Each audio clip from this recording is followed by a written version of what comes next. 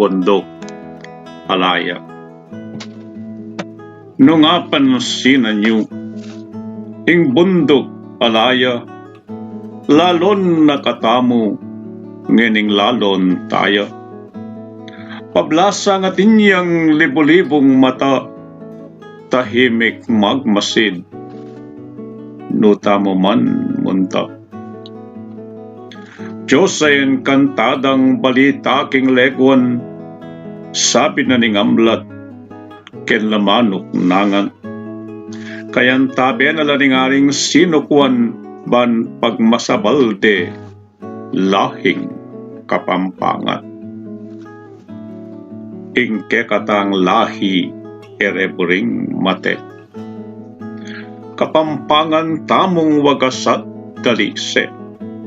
Inya makanyan lang magmasid, magbante, baning lahi tangyan, emabdat, mipakse.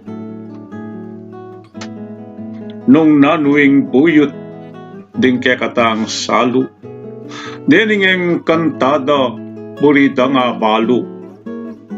Pablasang ingari, burida nga liso, nung kapampangan la, ding tibo, ding puso. Ding mataning bundok, maustang mausta, lalon da katamu, pangimut at gawa.